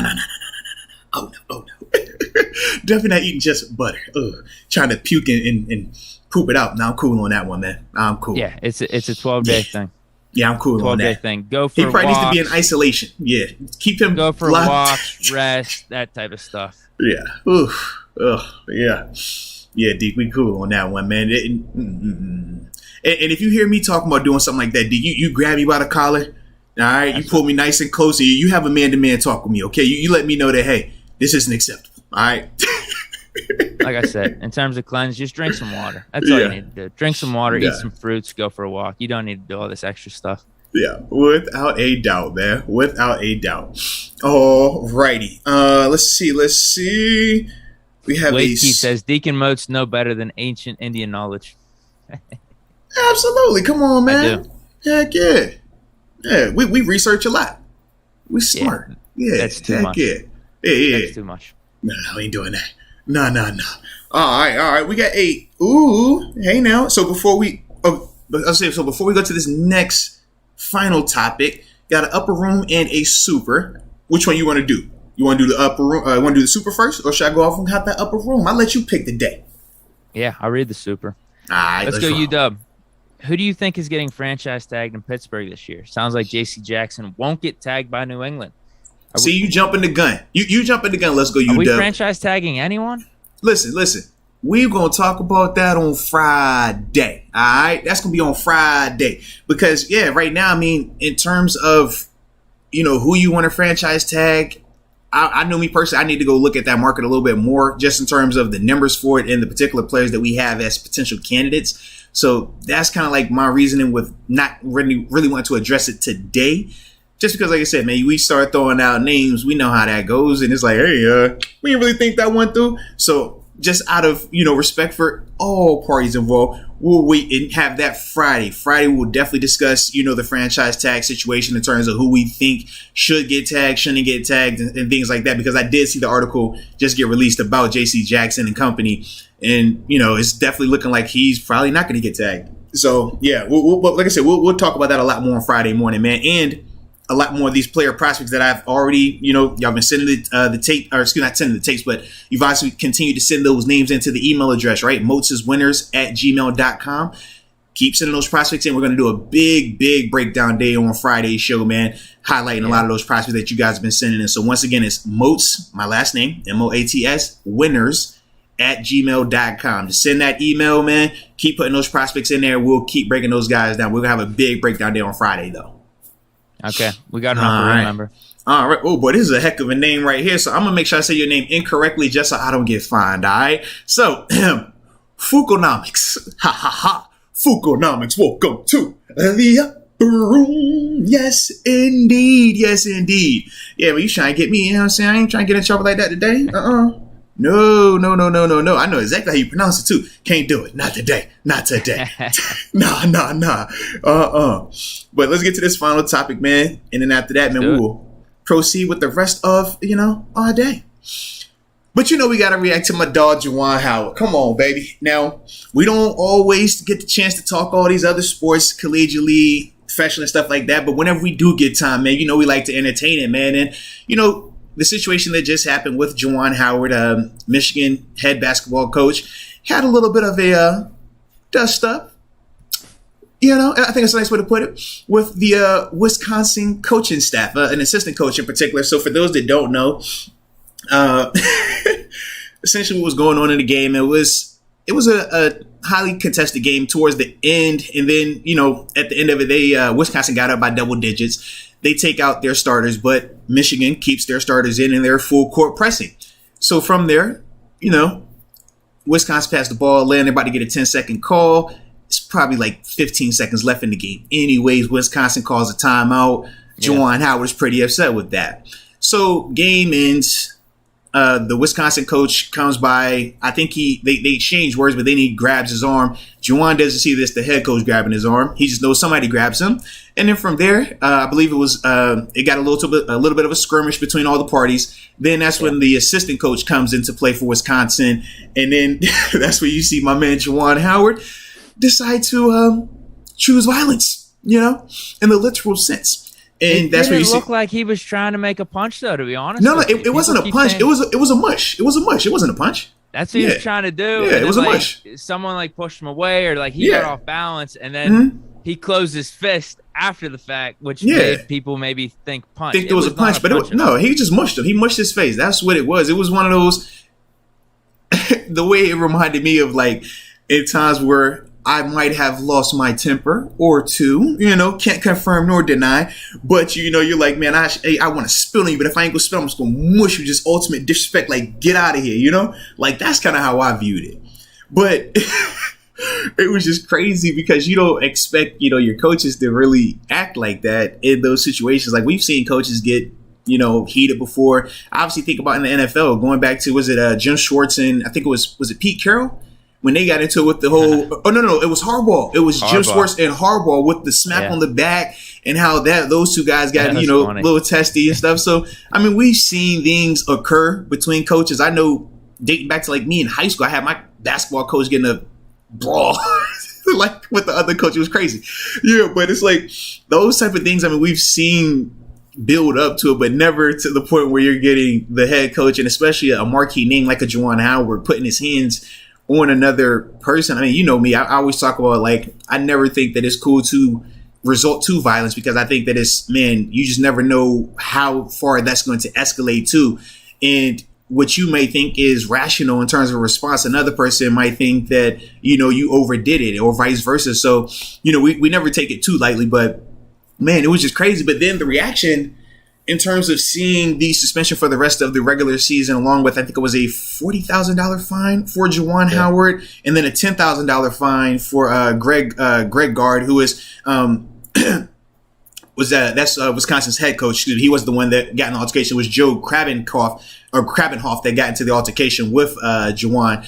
But thinking of that, I was just it was a little interested though to see that Wisconsin still, their coach got fined $10K for grabbing the guy's arm essentially, or I guess playing a role in the situation. I think they just had to. Yeah, he didn't do anything. Right, but that's my thing. I'm I don't fault him because at the end of the day, my feelings. Was he grabbing his arm to say something to him? Maybe that was it. No, because Howard was just pissed about the timeout stuff. Right, because Howard had already made it very clear that he was upset about the timeout when it happened, and then when they were passing each other in the handshake line, Greg tried to say something to him. They exchanged some type of words, and then after that, it looks like maybe he was trying to get his attention to say something else. We don't know Howard all that. Was know ready what I mean? to go though. He was. Yeah, you could tell he was fired up, bro. He was fired up. Trying to grab his shirt. Yeah, he was fired up, bro. Like that. Yeah. So it was only a matter of time, and then once everyone got involved, so that's when he tried to do the whole thing that you were talking about, the mush his face. But then everyone's calling a punch, which it wasn't. I think 5 games. Yeah. Makes sense. It sounds so much worse. Suspended rest of the regular season. It's only 5 games, and he's going to be back for the Big Ten tournament. Yeah. And also the playoffs. So, yeah, for entertainment purposes, it was funny, but at the same time, it's not a good look for your program. It's not, bro. It's definitely not. Now, what did you make of some of the reactions afterward, though, where obviously the Big Ten and some of the people are saying that, hey, man, there's no room for that in this game. There's no room for that in this conference, almost insinuating that his job should be in jeopardy behind this. How do you feel about that? His job should not be in jeopardy at all. Yeah. I would be good with not giving him suspension at all. I would be good with I'd rather see him versus the Wisconsin coach in a 1v1 boxing match. Hey, undercard for next game, to be honest put him on a Jake Paul card, man. Put him on a Jake Paul. That's what I'm saying. I'd be more entertained with that. I ain't gonna. I think Juwan mops him anymore. I think Juwan mops him if we're taking bets. That's all I'm gonna say. I think he gets his work off on him.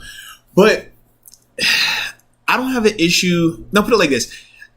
I wouldn't fire him behind it. I do think you have to suspend him and fine him the way that they did, solely because as players, a lot of us, especially collegiately, man, you come from bad situations. You come from situations where you're used to, always result into violence. And just the example that it sets for those guys, man, you saw, I mean, even his players, as soon as, Juwan wishes the guy, his players, they like, yo, let's go, it's throwdown time. We about to go, throw these hands. And I was like, I agree, because that's my sentiment always, as an athlete, But it's like you can't always resort to that, because in that setting it was okay, but in another setting that could be the difference between life or death, and just all the seriousness with that.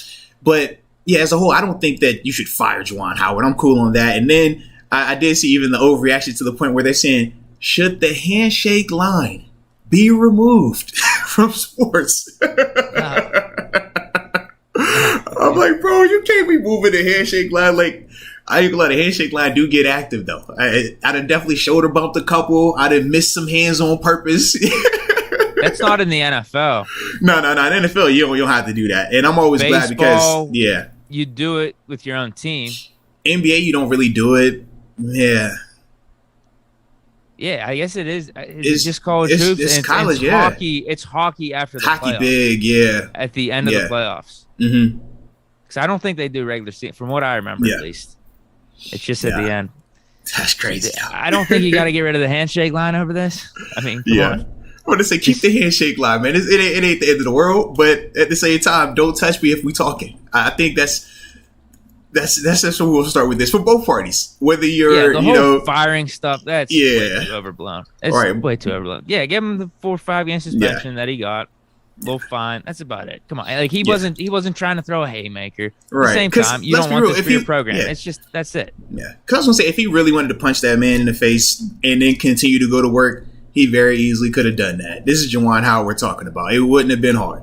But at the same time, it's like, man, I do take into context the escalation part. I do take into context the guy putting his hand in terms of grabbing him. Now, it wasn't the guy that he put his hands on, but in terms of Greg, the Wisconsin coach touching him, it's like, man, if you know we're testing and you know we aren't friends, we're not being friendly right now, do not touch me, And that's kind of like the thing that I would, just looking at it as a whole, I would tell him, hey, don't touch that guy while y'all having altercations and having conversation. If you're Juwan Howard, you just got to have more self-control, man. You can't put your hands on people in the mushing variety publicly, okay? Well, Howard's probably one of the last people I would have even thought to be doing that, too. Apparently, he was like the most quiet dude back in Michigan days. And even like NBA, he became that staple guy just on the bench, like the veteran behind the scenes. Absolutely, man. I never took him for a dude that would like get that pissed off and maybe do something like that. Hey, man, when you coach it, man, it's different. Never know. You really never know. Who knows? Because like, apparently they said he had another fight. But then in football games, you never know. In a football setting. Or Saturday nights. It doesn't have to be a football game. You just never know. Yeah. I would never forget Green Bay, Deke. I would never forget it. Here's the thing. It would never be me. You know me, too. I would never be initiating anything. It would never be me. No. Just because you're not throwing the first punch doesn't mean you're not initiating, Deke. I've been with you. Stop it. Stop it, Deke. It's not initiating. It's just Stop it, sports. Deke. Like, Stop that it, should never be Deke. Stop it, Deke. Fight. It should never be grounds for a fight. Just no, bro. Sports, You wildin', bro. Forth. People fight at stadiums because of sports, bro. Let's be real. Stop that, man. When you talk to these people the way you talk to these people, bro, you are very much poking the bear.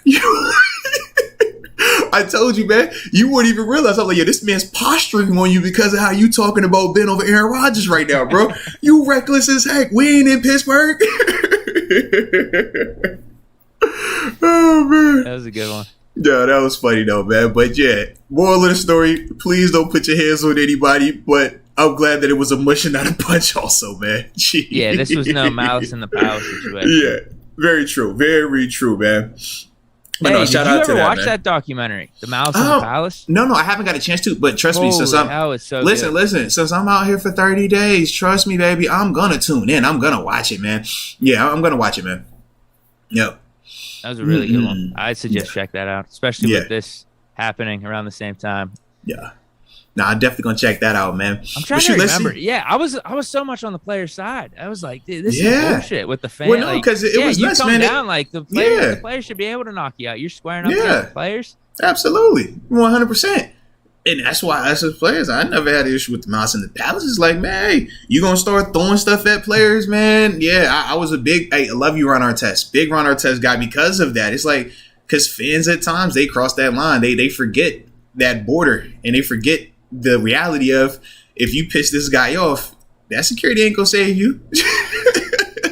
What was funny about that one too? Not funny, but they go back with the backstory that the Pistons and Pacers, those were like the best two teams in the East. I forgot. They were nice, really bro. good team at the time. Yeah, they were nice. Both teams were nice as heck. They could have went to the finals maybe that year, but then also, obviously Artest gets suspended for the rest of the season, and a couple that killed them. The other players. Jermaine O'Neal was suspended for a while. Yeah, that definitely hurt their roster, man. Yeah, definitely hurt their roster.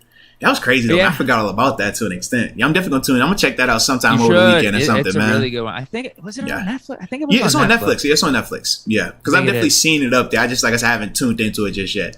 But yeah, man. I think that's all we got there. I would agree, man. So with that being said, dude, yeah, man, we'll hit this thing again on Friday, man. Well, like I said, we'll react to some of those to the franchise tag conversation, man. We'll definitely hit that a lot more in depth. And more so, not just with Pittsburgh, but even around the league, because we're going to have some players potentially that we're going to be looking at that are candidates for that franchise tag elsewhere. So we're going to see how that plays out. And like I said, man, continue to send those player prospects into moatswinners@gmail.com. Just moatswinners@gmail.com. Make sure, like I said, just tell these players y'all want us to break down and look at. And on Friday, man, we'll do another big player prospect day, man. We'll give you all our insight on these players and how they potentially fit the Pittsburgh Steelers. So, man, with that being said, dude, I think we good to roll, man, because I got to get ready to start my namaste. Yeah, good timing. So, yeah, let's get this zen popping, baby. So, with that being said, man, enjoy the rest of y'all day. We appreciate y'all as always. And until next time, baby. Peace.